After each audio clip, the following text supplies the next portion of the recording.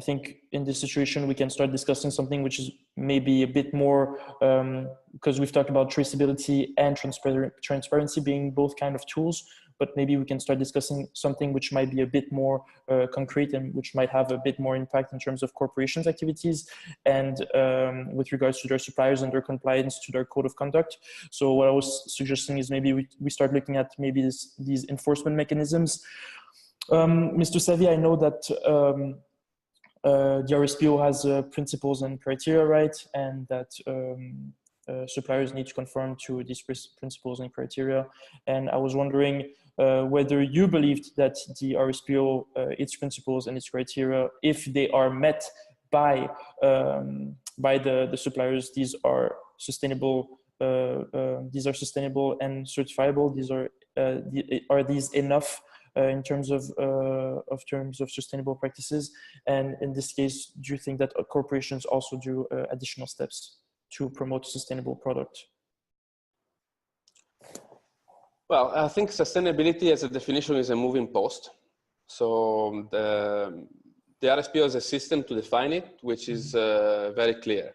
We work by consensus. The standard is defined by our members with a contribution on public consultation of the general public. Yeah. Mm-hmm. So I don't know if the standard is the best that we could have now, but definitely is the standard that was agreed through this system in 2013. Mm-hmm. We have a new review of the standard that is happening now.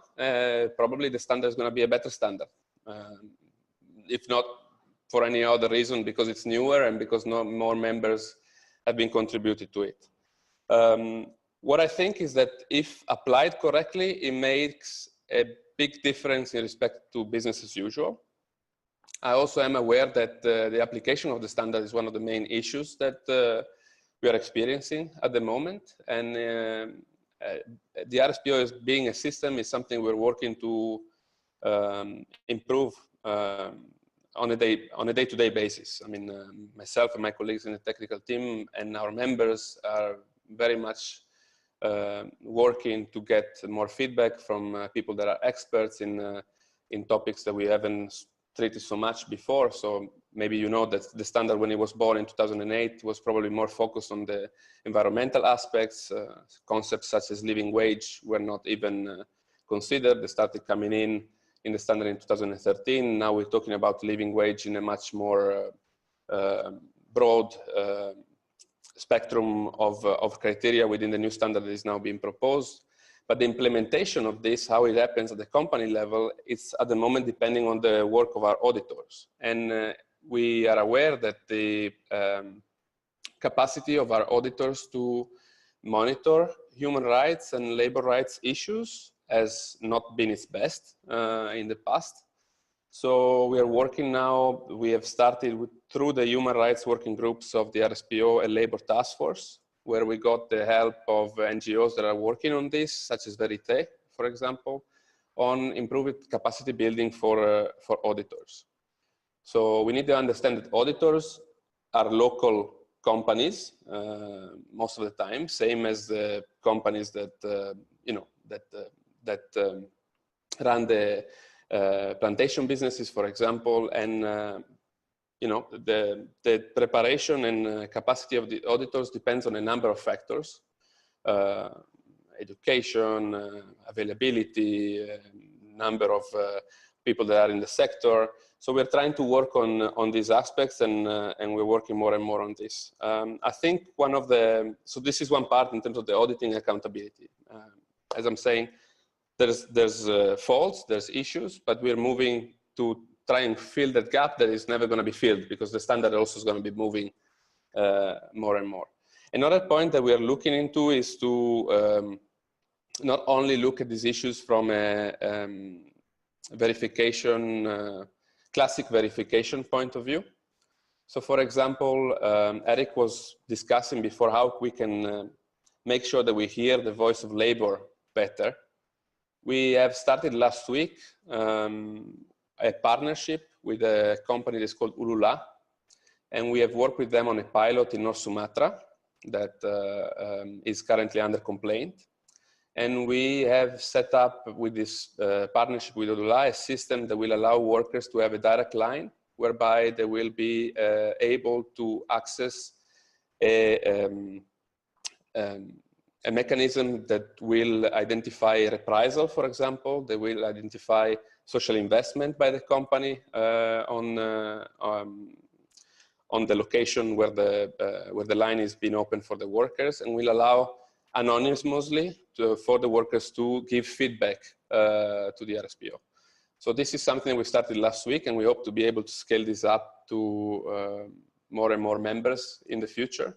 But I think this is something that is almost, in a way, looking at the RSPO 2.0. So how are we gonna go above the tick the boxes certification requirement to understand how the system can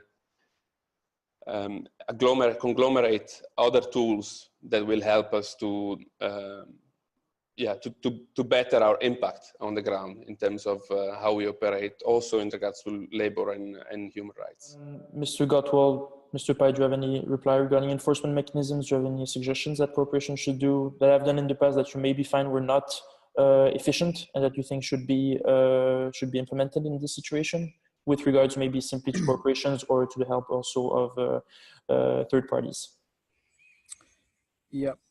I mean, I'm sure Stefano is doing, the best he can within the framework of the RSPO, but and I think this is one of the crux of, one of the crux of the issues is enforceability.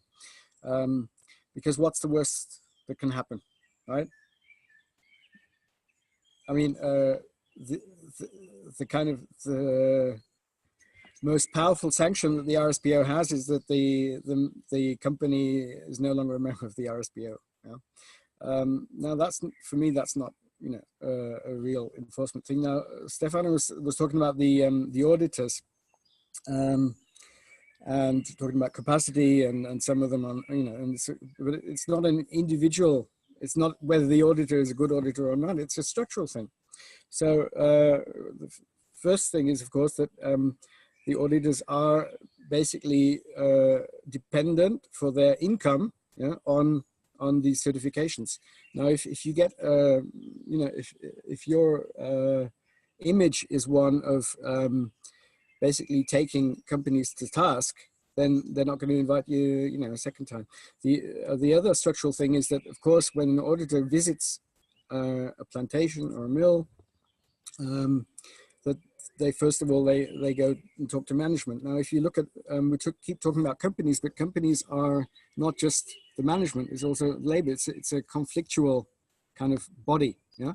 So it's always the question of which side are you talking to, and if you start talking with management, that's also a power relation. You can't just sort of pretend, that everyone's a nice stakeholder in a sort of power-free situation. Yeah. So of course there's a tremendous pressure, and when an auditor comes, that the company wants to look good. Okay, so what does management do? Okay, sets things up so they look good. Now, a good example for this is the study by Amnesty that looked in detail at the labor practices in Wilmar companies. Yeah. Now, if we're talking about transparency, traceability, etc., all this stuff didn't, Wilmar didn't mention this. The auditors didn't sort of find this out and mention it. No, it was a massive independent, NGO research project, which uncovered all this stuff. Yeah. So, okay, so where's the enforceability? Is Wilmar still a member of the RSPO?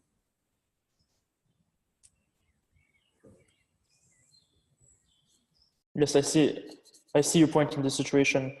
I think, Mr. Gottwald, you've also worked with something which is relevant to that, this question of auditing and this question of human rights challenges. You've worked with the Rainforest Action Network and OPIC, right, on a similar project, which was on Indo-Agri, if I'm correct, where you also discussed this notion of a certain problem in terms of enforcement mechanisms. And you actually, one of the suggestions of the report was that there should be less preparation before auditing firms or come in corporations, right? So that there is less time for preparation, and that there should be a greater emphasis on workers Do you have any additional on workers, on discussions between auditing firms and workers, and not necessarily between the management sector, as Mr. Pai has explained? Do you have any further comments regarding this? Yeah, thanks for the question. I agree with a lot of what Oliver said around the real limitations of social auditing. He's correct that these social audits, it is very easy for the plantation to prepare and to make everything look okay on the plantation when the auditor shows up, and it's very easy to hide a lot of the problems. And having said that, I do think that there is a lot the RSPO could do to improve the performance of the certification bodies and the auditors. One of the strongest things the RSPO could do is, instead of having plantation companies hire auditors directly, and this is a problem that Oliver mentioned, when you're directly paying someone to audit you, there's a inherent conflict of interest here. One of the things that the RSPO could do, and this wouldn't fix the problem entirely, but I think it might help, is plantations shouldn't be hiring the auditors directly. They should be placing money into an escrow or something that is an account that the RSPO is managing, and then the RSPO assigns an auditor. Yeah, so there's like a level in between where the plantation company is no longer hiring the auditor directly. Rather, that auditor is being assigned by the RSPO to this. And so there's a little bit less of a direct link. This is not perfect, but I think it would be better than the plantation hiring the auditor directly. Stefano mentioned the auditing can be improved. I agree, but ultimately, I think the workers are the best source of information, and they are the best auditors. And let's think about why that is. It's because workers are on the plantation every day. An auditor visits the plantation maybe once a year. The auditor gets a snapshot, a photo. The workers are on the plantation every day, so they know what the conditions are like. We just need to find a way to empower them to be able to share this information and bargain with the employer. And this is where I think the lack of independent trade unions in Indonesia is a major problem for the palm oil, for sustainable palm oil. I really believe this.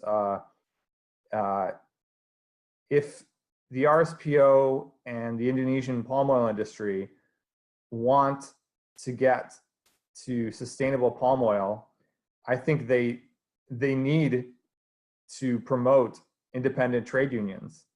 Of course, this is going to be very difficult because, as Oliver's mentioned, the folks who control the Indonesian palm oil industry they have a history of not supporting or actively suppressing independent trade unions. So there's this attention here that is going to be very difficult to resolve. Yeah, on this topic that was raised. So, for example, on the separation of financing of the auditors, you will see, if you look at the RSPO website, there's an update on the work of the assurance task force that was set up 2 years back, if I'm not mistaken, that has been looking into this. So that's a part of the topics that has been looked into. And I agree that systems can be improved, but you start from somewhere and you improve the systems. I think the main issue is when we say, okay, the system is not perfect, so let's abandon it, especially when you have a system that is willing to listen to criticism and to improvement. And I agree on the point of laborers, of getting direct feedback from on labor issues from the workers, and that's exactly where the tool that we launched last week with Ulula is what the tool is trying to tackle. So to get direct feedback from the workers through an anonymous line on how they're treated, what is their condition on the ground, how's the company operating, if there's been harassment or threatening from management, and so on and so forth.